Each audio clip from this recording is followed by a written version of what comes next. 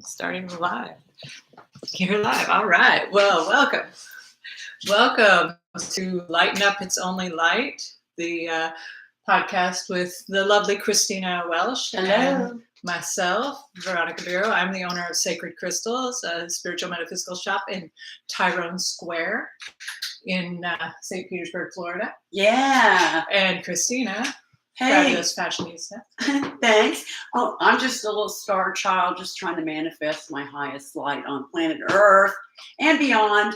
Yes, as are we all, right? Your psychic sidekick. Yes, exactly. So today I wanted to talk, Christina, about identity. And I'm not talking about the hot button identities like gender identity or anything else. I'm talking about how we identify spiritually. So, and I thought it'd be great to start with you because you have a very unique spiritual identity. So I was thinking maybe you could tell us about it, about your spiritual identity, and how you came to know that as well. Yeah. Well, I have kind of felt, Vero, that I've been a little abstract on this planet for a little while. Like I'm in a human type form, but I kind of felt like maybe there was more going on beyond what my form is, and also what I was perceiving, And so I had a lot of experiences very early on with star people, and I mean, I don't know what you would call it, but it's going up to outer space and gathering information. They would, just kind of connect with me without words, unless I remember being really, really young, and they used like a certain shape for their body, and they let words kind of come out of their mouth, so that it was something that I could actually identify with more, so that they had more of a human appearance, because I'm still like this little kid, and looking for like what would be like a reflection of me, So, so I knew early on there was something bigger or something different, that made me unique, made me made me special, made me who I am. So that's just one of the identifications, is that I've kind of felt that I've been a star person, And I understand that, and I completely get that. I personally, my own personal belief as far as identity goes is that we are all not we are all beings that are much larger than this physical body can contain. We are non-physical entities that are only a small portion of us is contained within this physical body, and that we are actually the stuff that creates worlds. We are magical. We are stardust. We are all of the things, and that we get the opportunity to experience this 3D reality by incarnating a small part of ourselves into these bodies and experiencing life. And the great question always is, what is the purpose of life? And I've seen this answer before, and my own personal belief is the purpose of life is to live it. The purpose of life is to enjoy it, to have as much fun as possible on this journey, right? So I completely get what you're saying, and I also think that what we're saying is not all that different, and that in a lot of people that struggle with identity. As far as spiritual identity goes, there's lots of roads that lead to the same path, Yes. So yeah. Anyway, so one identity that has come up recently, because I'm doing this Friday, I'm doing the Ways We Witch Summit, which is awesome. It's all over our social media. If you go to Sacred Crystals Rocks anything, you'll find it. But the Ways We Witch Summit is got like 33 different speakers, and it's all on different modalities of the witch. I love that. Yeah, and which is an identity. Yeah. So that's something that people connect to, and I feel like I connect to that, but I also connect to so much more. You know, like there are so many different roads, and I find myself like, oh yeah, I can see myself on this road. I can see myself on this road. I can see myself on this road, whether it's spiritual or metaphysical or even the road of witch. Because what is a witch but a name for a powerful woman who's connected to her ancestral ties, you know, who understands who understands healing. Mother Nature. Yeah, Mother Nature and natural healing. Yeah. Really, natural healing is at the core of it as well. Yeah. So like I completely get identifying with witch. With Witch. So yeah, so tell me more about you and the identity. Like where do you see that going for you? Well, it's fun because what I've kind of had to recognize and accept is that I'm really all of these amazing things, and I can step into roles. I'm still going to be the essence self, the essence of like this light being that I am, because that's kind of how it lands. And what I learn over time is like this solar angel. I'm an angel. I'm an angel on earth, trying, it kind of manifested in a physical form, um, um, and have a consciousness that doesn't necessarily just have to be with physical reality. As a matter of fact, Vero, I've had this like feeling, and I just know in my heart that everything has consciousness. And I'm not limiting it to just like humans or animal and trees and plant life, but I feel, and I don't even think that it's just AI that has consciousness. I think every single thing has consciousness of some kind. I have felt that. You know, and I think the easiest example of feeling that sort of everything has consciousness is if you look at a child whose attachment is to a stuffed animal or a blankie rather than their parent. Example. Like, yeah, like with my daughter, we did attachment parenting, so her attachment was more to me and to her father. But with a lot of children, they're given an inanimate object to self-soothe, and so like, you know, for me it was a stuffed animal. You know, that was my my attachment. And also growing up, like as a young girl, all of my stuffed animals were real. Yeah. So do you think, are we projecting consciousness? Are we animating things? Are we animating consciousness through, or are we making inanimate objects conscious? Well, I mean, we create the world around us. Yeah. So in my reality, yes, absolutely. I was giving those consciousness. Yeah. But in another person's reality, who, I mean, they're perfectly welcome and able and encouraged to create their own reality.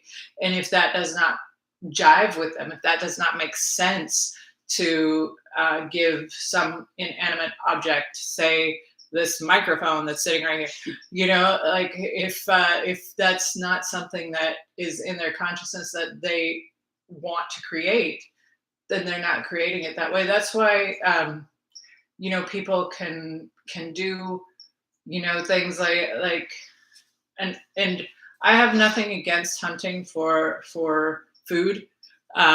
hunting as sport, uh, like big game, whatever.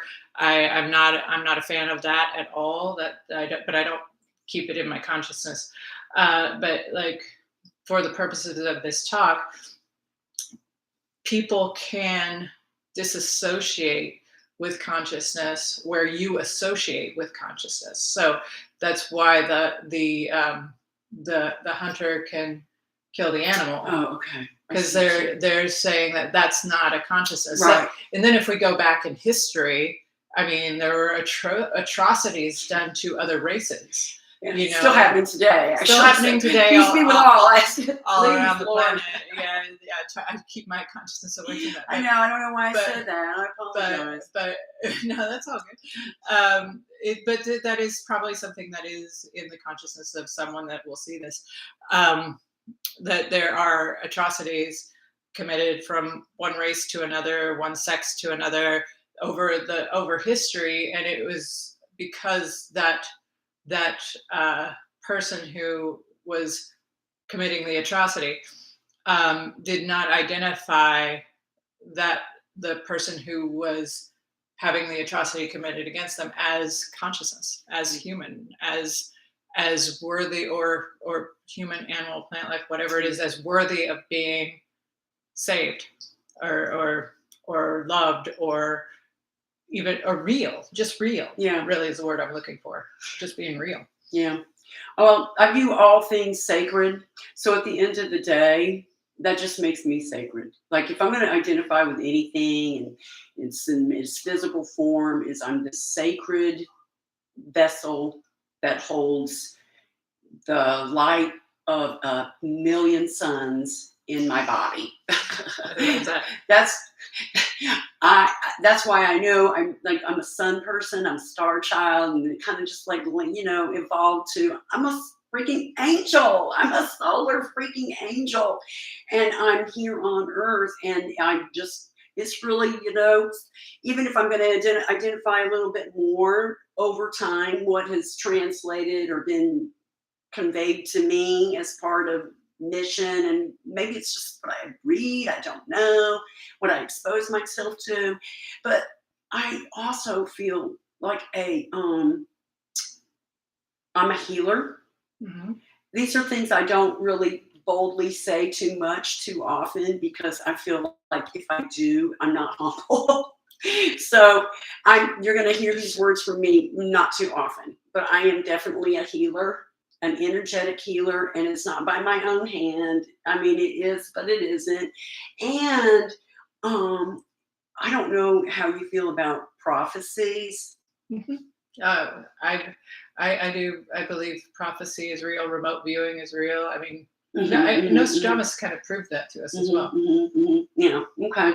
So there's like a Mayan, maybe Mayan. I want to say it is. It's 144,000 light workers all over the planet that awaken to realize that they are these light beings, light workers that are kind of here and awaken to their thing. Well, Have you ever heard of that one? Well, that is a consciousness that's on the planet, and it's not a consciousness that everyone taps into. So we are aware of it, and we are creating a reality that is aware of it, and we are surrounding ourselves with that reality. And there are people that are clueless as well. There are people that's not part of their reality. That's not part of their thinking. In this time, I think there are more people that are raising consciousness and becoming more aware that there is a higher purpose, and we are connected to it. Yeah, like there's no way that we can't be, because we're really all of it. Mm-hmm. So we are the ones we've been waiting for. Has been a trope that's been around for a while. I remember first hearing it in like 2009. Okay. But so there's been an evolution of consciousness on the planet that has been constantly growing. People are opening their minds. We talked last week or a couple weeks ago when we had Sasha on about psychedelics. There are some Mhm. definitely some plant medicines that will open the mind's eye to seeing a bigger picture. And an Uh, overall shift about the usage of it too. yes, yeah, it's definitely the one thing I wanted to make clear is it's definitely not. There is no plant medicine that should be used as a party drug. That's just not in my reality, in my consciousness, in somebody else. Hey, maybe they have a different perspective and they're creating a different reality. But I thoroughly believe that there are great teachers in the plant medicines that should be used with respect and usually used with the assistance of a medicine man, a shaman or a woman. I know some amazing shaman shamanistas. Yeah, I concur. I think that's the sacred part too. Is honoring what we're ingesting and its gift. yeah. Yeah, yeah. Well, So the body is a temple, and everything that goes into it should be something that is worthy of going into a temple, being something to bless the temple. mhm. I've gotten very good at that lately. I've been putting more and more things in that are just better for me. Oh, Yeah, and not putting things in that are not good for me, yeah. like alcohol. That's something that has been that I've cut out. That has been a true blessing because the clarity is incredible. Can I tell you what I received about Yes. alcohol? She's playing with your we got a kitty cat back here. Yeah. She's playing with Vero sweet belt. Um, alcohol is is mostly I don't know. Alcohol is a tool that actually is something that disconnects you from divinity. It doesn't encourage it. It doesn't strengthen it. It's not a reinforcer of connectedness in the most loving way. You know what I'm saying? It disconnects our ability to connect with Mother Nature more realistically and more beautifully, and ourselves too. Yeah. Because oftentimes we're not in a place where we're knowing our highest selves when we're under the influence of alcohol. And alcohol's been around for eons. It's like Yeah. been around. Fermentation's been around for forever. Yeah. But I do think that modern day, it has not been the most healthy of products that Right. we become real big consumers of. Yeah. So I don't drink anymore either. I had to get that out of my life. And truly, when I stopped, I was like, oh, I was like, wait a minute.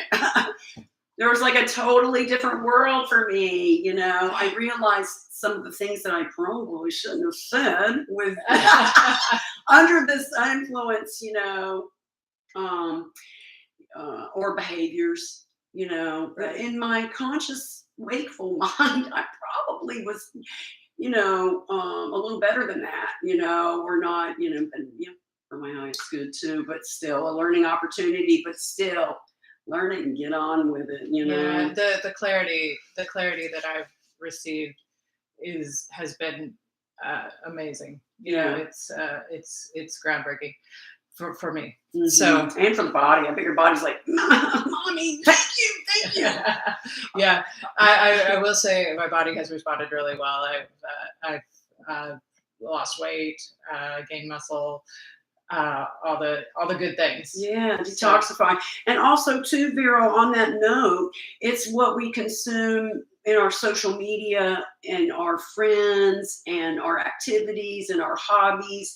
yeah, These things, if we're, what we allow in our temple is also influenced real heavily by what we consume etherically with these amazing laptops and phone devices because they've got their energy boo-boos and all of that good stuff comes to you. So make sure that you're creating some really amazing yeah. stuff like we're doing here for you today. Yeah. So yeah, that is a big thing, like choosing what to put into your consciousness. So our devices are amazing. Our devices are are these wonderful tools for us. However, at the same time, we can get into the scroll and go down a dark road, so protect your algorithm, really, honestly. Exactly. Like don't let Let your avatar live in peace. protect your algorithm. I think I'm gonna put that on a t-shirt. I love it. It's very When you put solid. it on a I will t-shirt, totally protect your stamp the algorithm. shit out of a t-shirt. Yeah, please make me I a love protect your algorithm Yeah, t-shirt. it's cute. Because everything that you watch goes into an algorithm that ends up being your feed. So like looking at that consciously, everything you do every day spiritually becomes part of your algorithm and goes into your daily feed, like without even the devices, right? So like you're walking down the street, you choose to go into an establishment. It's dirty, nasty. That becomes part of your algorithm, and now you're going to be seeing dirty, nasty in your feed going forward, right? So it's like it goes to law of attraction a little bit too, because we're magnets. We are beings that are constantly pulling back what we're putting out. So that's that algorithm. Yeah. So protecting the algorithm, protecting your thoughts. Deepak Chopra once did a thing called "Take the Pledge," and it was a big fun thing where he was like, "Take the pledge to take violence out of your consciousness." So just one little thing, violence. So like that means choosing not to watch the TV shows that have the violence, choosing not to watch the movies that have the violence, choosing not to play the video games that have the violence. And just taking violence out of your consciousness and seeing where that gets you toward a peaceful planet. And I think he was onto something. I know he was. I did have to detoxify. I was raised on those types of films. I was raised on violent stuff, actually. We touched on this one time on the podcast we didn't publish. Oh, yeah. Yeah. And I was like, Evil Knievel, people. Like, this guy was getting busted up every freaking day. It's the era I come from, generation, risky, daredevil-y type stuff, kind of like the Jackass. Yeah, so I was going to say, he's like Jackass for the 60s. But it's all the same, that was like the thrill, to see what was going to happen to this poor soul as he like raced down a ramp over trucks, But my family consumed all of the war stuff, all of the even the science fiction, my star people beating them up, shooting them up with these ray guns, stuff like that. All of it. And we loved it. Military movies. What is this all about that we're celebrating and honoring wars, And yeah. So I guess we just want heroes, but maybe different kinds or what heroes or what we need to be manifesting today or honoring today, But still, I'm with you. Get rid of the violence on so much television or books, even. It's tons of ways to receive it. So yeah, when you start to take the negativity, the violence, the deception, all of those things out of your consciousness, there's not a lot left to watch. So it's true. So Comedies, I guess, huh? Yeah, well, even some comedies have a bitter twist. So finding it probably served to find a way to categorize or a place some film, television stories that do lift people up. Now there are uplifting ones that have like really shaky starts. Like for example, one of the on this list, I've looked up a list of this is cool. of uplifting movies, right? And so I was with my daughter, and we watched Little Miss Sunshine. Mm-hmm. Now, Little Miss Sunshine is awesome. Gotta love Alan Arkin. Great film. But the whole thing, going from the beginning to the very last scene, is so much contrast. There's so much, I don't remember that, but I'll um, have to check it out. everything's going wrong. There's fighting. Oh, Grandpa I see what you're died. saying. Like all the Yeah, yeah, things happening, yeah. and it's funny, but there's all this negativity, like so much negativity. One of the characters almost explodes, with emotionally, Yeah. and in the end, everyone comes together, right? So without giving away the movie, I mean, I hope you've seen it by now, but at the end, everyone comes together, and that's really uplifting.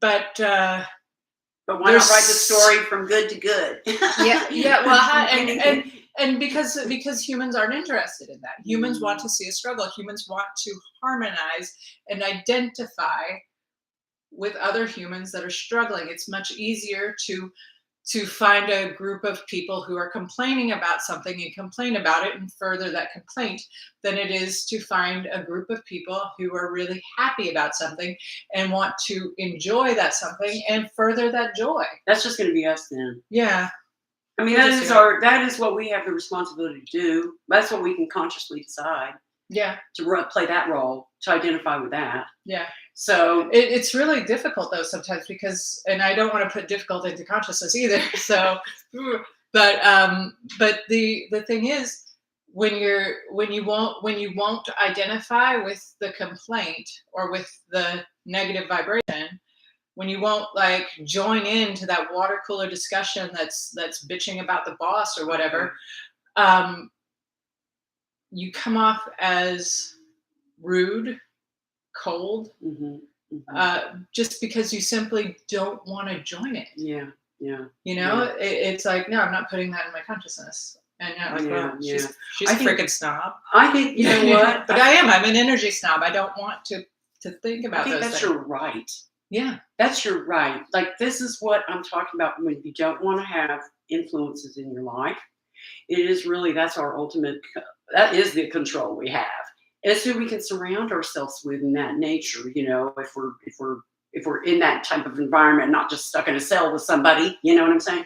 But that's what we can. Our response to that situation, if it does not resonate with you for your highest vibration, that's up for your loving heart, your most compassionate self to be like, I'm I love you as much as I love the stars in the sky, but I cannot have this conversation with you right now. right. And then just leave. It doesn't have to be drama, and it doesn't even have to have those words that I said. You can be thinking it, but you can just like this Yeah. is not. I'm not responding to that. And you Yeah. know what? That's our right. We're not supposed to be on the same page. Think about people the same way just because our friends do or our family members do. That's called honoring your integrity in yourself. And when you honor yourself in your heart and what it's telling you, and you do choose to act on it with love and walk away or just not engage, then that's when your heart was going to well up and thank you and thank you and thank you and thank you, because that's when you really are living most authentically and identifying with really your truest self and not identifying with what you think other people want to hear or get the approval from other people. It's very hard. That's a hard knock life. Waiting for approvals and seeking it from other people, and then realizing that you have to just walk away and not seek their approval. These are both very hard situations to be in, but they're sometimes for our highest good. It's love anyway. Just love them where they are. Love them for who they are. Love them for who they really are. Because that's not them either. That's not Yeah. them. They're just kind of identifying with something that is going on or what they've been taught. We've just had so many different influences that we're just now finding out really what we really are, who we really are, and then we can imagine it to be the best. And that goes to identity too. Like with we're as humans, the natural instinct is to harmonize with other humans, and and just say, "Oh yeah, I feel that girl." Like, "Oh Mhm, yeah, yeah. mhm, yeah," and and and that it's that harmony that actually is allowing us to bring down our vibrations. You don't have to feel that girl. you know, Yeah. you can love like they're going through it. They're doing whatever they're doing. They're on whatever vibration they're on. You don't have to join them on that vibration. You can love anyway and walk away. Yeah, yeah. Sometimes that's the hardest thing to do, but it's probably the best thing to do, you And it know? doesn't. You don't stop loving like people. Right. You should love it. I mean, I personally believe we love everybody. That love is the ultimate vibration, and that the goal is to love everyone. And doesn't mean you have to go up and hug everybody, but it does mean that you see who they really are, and you love that. You can keep the rest of what they're presenting away, but know who they really are underneath. Love that.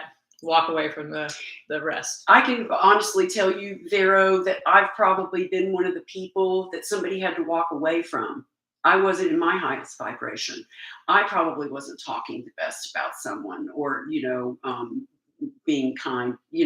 So I know I'll take ownership and accountability of my actions, my behaviors, my words, my thoughts, and that when you can kind of maybe do that, and like maybe own and ask for a little bit of understanding, and because we're growing, and I grew up, that's what happens. But I like forgiveness. I like looking for forgiveness from myself if I harmed anybody, because I wasn't really real cool or nice. Then I definitely want to have the forgiveness from that person too. Well, So, and that's or animal or thing. there is a great Hawaiian tradition that you can ask daily for. It's the Ho'oponopono prayer. You know, I I love you. I'm sorry. How does the Ho'oponopono I go? know what you're talking about. Yeah, I love you. I'm sorry. Forgive me. Thank you. Thank you. Yeah, Is that yeah, yeah. it's a I I'm sorry. I love you. Forgive Give me. me and Thank you. Yeah, It's Ho'oponopono, and so that's sweet. a traditional Hawaiian prayer that we can use every day, and I love it. I do too. You can find that also where I learned that from, Where? and I didn't really remember until you were starting to talk about it. In the Earth Warrior cards by Alana Fairchild. Oh yeah, yeah. She's got a card that's got that in there. And it's Ho'oponopono. super sweet. Yeah. Super sweet. I always feel like I'm healing Yeah. if I do this prayer.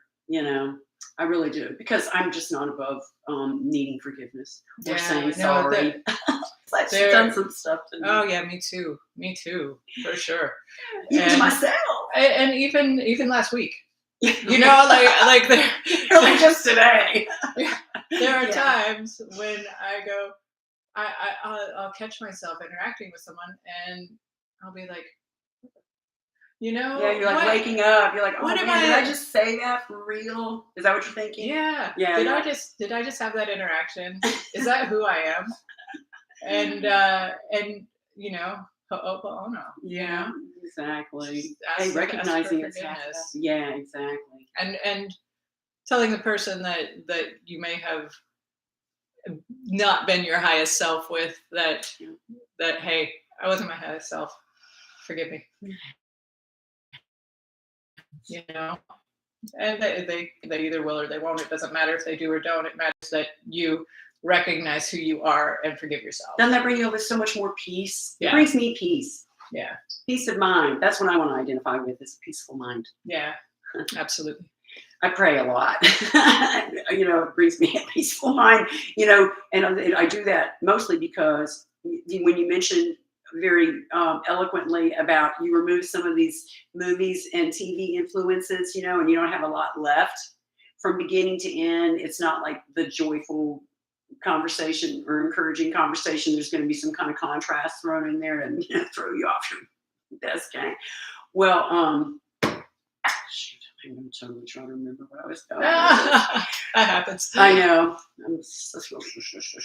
Oh, I don't remember, Vero. Darn it. It'll come back to me. That happens. Mm. It's okay. No. So, but I was thinking about identity, and and forgive yourself and such. And I'm like, there are many things that I identify with, like, um, if I'm working with a fellow human in my store and they identify as a witch, I'll totally step up and be the most powerful witch you've ever seen. And I know that I have that in me. Yeah, yeah. I also will step up and be the most powerful goddess you've ever seen. I will also step up and be the most powerful angel that you have ever seen. And your a mother too. And I will step up and be the most powerful mom, as will you. Yeah. That's a huge identity, being a mom. Do you know, years ago, I wrote a little poem about the magic octopus? No, I didn't know that. Well, do you have it memorized? No. It was something like, there's something about, and I would do it in a silly little voice because it's mostly for my daughter. And it was like, oh, do a little voice like this. I was like, I know a magic octopus who has 8 something legs, and the octopus can hold up the child, rub its nose, heal its boo-boos, kiss its toes. The magic octopus had all these roles and identified in so many different things because it had these 8 legs. So, yeah, it's kind of funny. Yeah, so the magic octopus could be all the things. All the things. Could identify, well, J.K. Rowling, watch out. We've got a magic octopus. Yeah, and mostly it was because of it was a motherly type thing. You know, I was responsible for frying in the pan and, going corporate America, whatever mommy was doing, whatever the leg was doing at the time, but yeah, magic octopus. That's sweet. I like the magic octopus. We're totally going to have you make a children's book called The Magic Octopus. That's what I was doing when I wrote the poem. Well, I wrote the poem, and then I was like, maybe I should write a book, and then, yeah, so I even made a little sock puppet that was out of tube socks, and I sewed on each leg. I cut each leg out of tube socks, stuffed them, and sewed them and stitched them onto a sock hand puppet, and put little eyeballs and like a little mouth. It was ridiculous. It was supposed to be an octopus because I sewed on the 8 legs, but I don't know what I was doing. I'm just I like writing and doing fun stuff like that, but yeah. That is fun. Yeah. Do you have any cards today? Oh, snap, Vero. I thought you'd never ask me. Oh, what you got today? Oh my God. Can I just tell you the Guardian Angel Oracle deck by, oh shoot. You're going to have to find that out for me. Oh, Delia.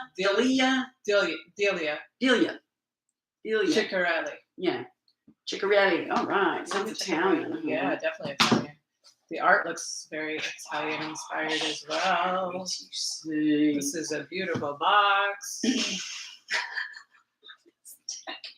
Magical. Ciccarelli. If you can get this deck, and I say this about all the decks that I bring to you, but MAJIK. That's what you got here. It's magic. I will shuffle the cards and they will come out. And I have shuffled and reshuffled and shuffled and reshuffled, and they will still come out in the sequence that they're supposed to. It'd be like 47, 48, 49, 50, 51. I was like, no, that's just bizarre. So these are short. Yeah, the book is really beautiful. I'm so excited to bring this to you guys right This now. Awesome.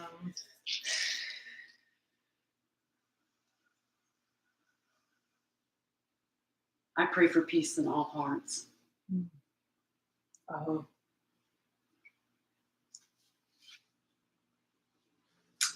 The number is 57 for this beautiful card. Boy, what a armor.